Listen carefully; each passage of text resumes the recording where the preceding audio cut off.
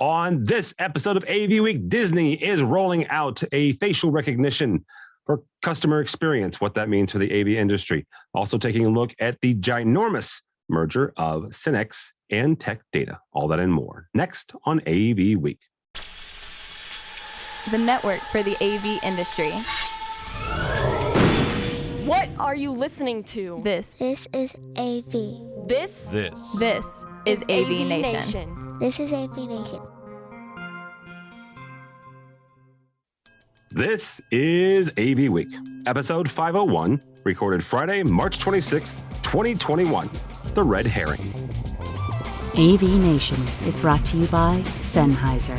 For over 75 years, Sennheiser has been a leader in pro audio and is now offering a wide variety of touchless and traditional audio solutions for both corporate and educational campus-wide audio.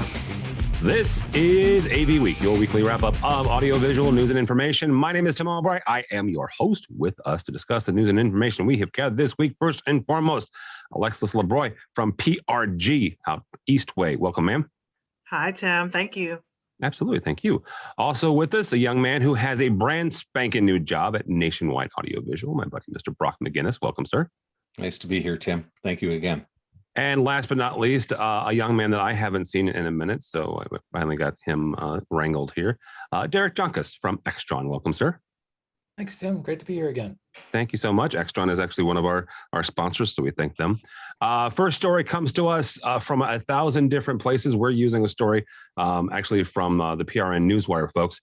Synnex is combining with Tech Data to create a leading global IT distributor. This deal is worth $7.2 billion with a B dollars. The combined companies will have an estimated revenue of $57 billion with a B dollars. Now, most of you listening to this have some semblance of who Synnex is and Tech Data, both along these lines. For you, the folks that are integrators, obviously you probably do business with both of those. For end users, these are a lot of these are big, massive distributors, both in the IT space and in the AV space. Manufacturing, you probably have both or one of them as a client. Alexis, we'll start with you. When big, ginormous deals like this get done, what's the biggest fallout that you can see coming from this? Not just personnel. Certainly, some people may very well lose their jobs, even though when they do these deals, everybody's like, no, everybody's in place, everything's fine. But besides the personnel issues, what are some other issues that we see coming down the pipeline? Well, yeah, Tim. I would say right off the bat, I went to personnel. That's always what I think of with these mergers and acquisitions. I think this is such a big merger, in the billions of dollars. That I don't know. I think that makes it an even more interesting topic. I'd be curious to know what some of the folks inside the organization think about the merger too. We have a couple people that from that I'm really familiar with who just left the Maverick Tech Data side in the past year. So I kind of wonder if they saw it coming. It's very possible. Very possible. Mm-hmm. One of the things that in the shift up, and Alexis mentioned the personnel. Both companies obviously have CEOs or presidents and CEOs, right? The Synnex president and CEO, Dennis Polk, will become the chairman of the board. The Tech Data CEO, Rich Hume, will become the CEO of the new company. So they're already kind of, making sure that at least the leadership for right now remains the same. Brock, Alexis mentioned that the Tech Data / Maverick side, because Tech Data is part of Maverick, which is a nice, good size distributor as well. This may very well become the world's biggest distributor. As more and more companies look to expand to a global footprint, what does that do? Does that help companies like AVI SPL and companies like Diversified and HB and folks looking to expand globally? Well, the global part is no longer a question or a topic of interest. If you're going to be in business now, you have to be in business globally. What scares the heck out of me, Tim, is that both of these companies are very important to a lot of companies in the AV integration space and in the UC and collaboration space. So if I have, say, a $500,000 line of credit with Tech today, and I have a $500,000 line of credit with Synnex, and I'm going back and forth between them, I'm getting to them to compete on price for my business. And I'm also using $1 million worth of credit combined. Did I just lose half of my vendor credit because that is now under all one financial umbrella and they're no longer competing?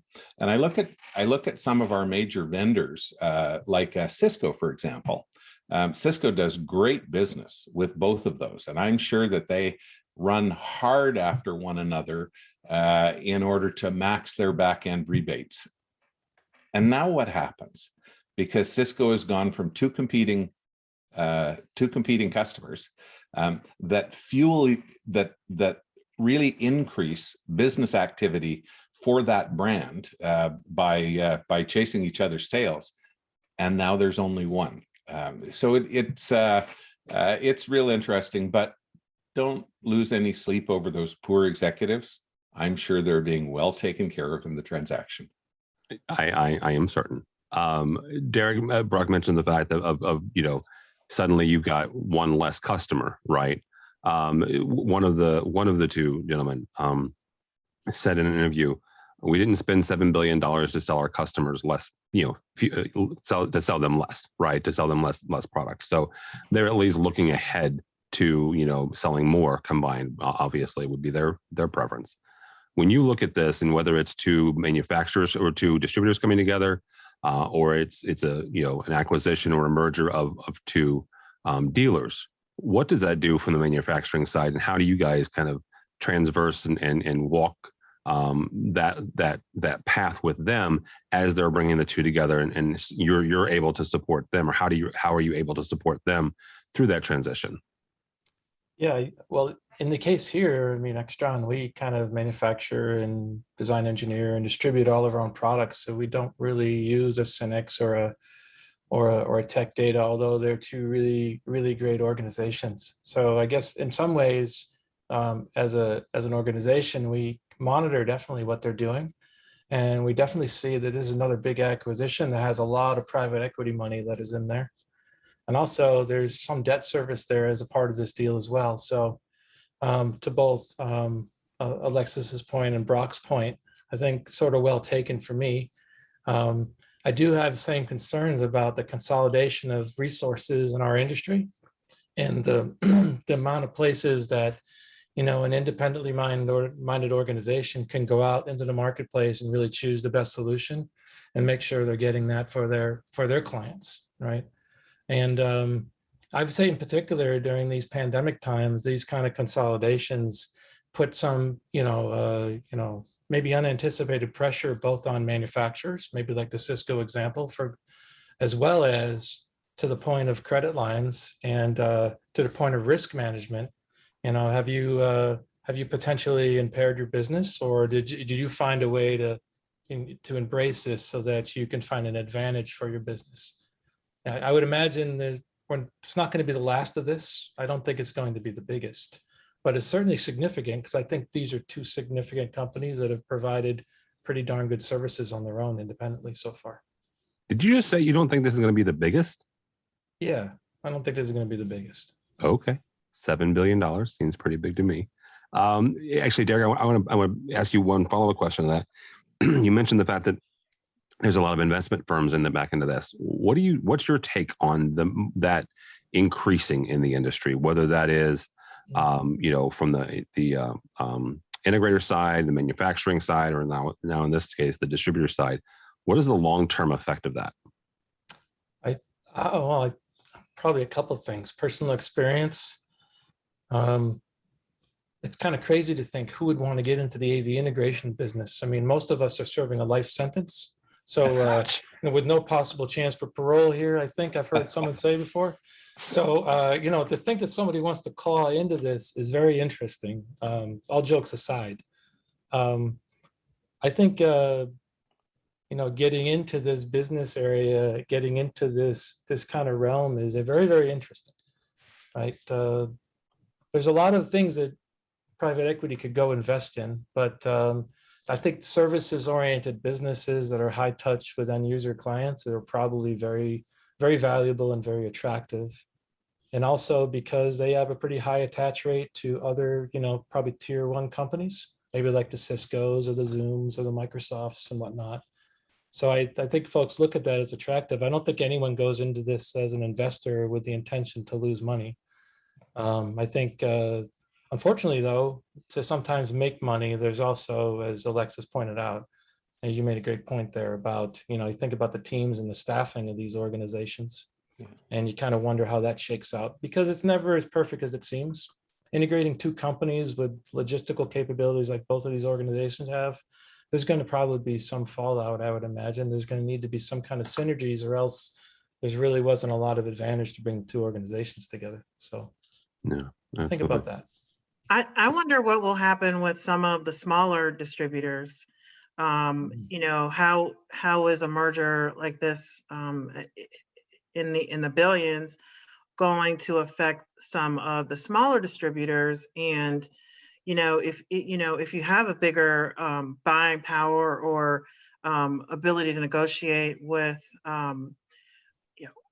Tech Data, Synnex before this, imagine what it'll be now, and the competitive rates that they'll be able to offer versus some of the other distributors, short term, long term. So I wonder how it will affect some of the other distributors, and will they be partnering, merging with other smaller distributors to be able to compete against this bigger distributor now? That actually, and that's the same thing with bigger integrators versus smaller ones, and the buying power that they have as well. Right. Thanks so much for watching this first segment of AV Week. To check out the rest of the episode for free, click on the link below and go by the website, avnation.tv. It's avnation.tv.